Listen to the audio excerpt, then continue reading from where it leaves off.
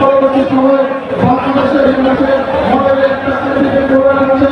বাংলাদেশের একটা পরিবর্তনের সময় পরিবর্তন ভালো এসেছে এবং বাংলাদেশে আমাদের ছাত্রদলের 142 জন নেতাকর্মী বাংলাদেশ জাতীয়তাবাদী ছাত্রদলের জীবন দিয়েছে। আমাদের ভাই এবং আগস্টের আন্দোলনের দ্বিতীয় শহীদ এবং বাংলাদেশ জাতীয়তাবাদী শেষ বিন্দু দিয়ে আন্দোলন সংগ্রাম করেছে।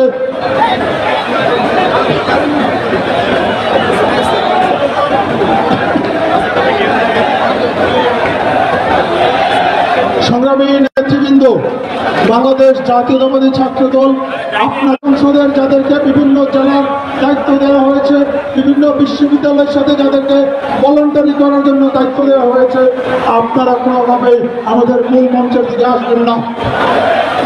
আপনারা আপনাদের ইউনিটের সাথে নিয়ে, আপনারা আপনাদের দায়িত্বশীল ইউনিটকে সাথে নিয়ে আপনারা সেই জেলাগুলোর সাথে আপনাদের নির্ধারিত জায়গায় বসে আপনারা সেখানে অনুষ্ঠানের শুরু থেকে শেষ পর্যন্ত আপনারা সেখানে অবস্থান করবেন।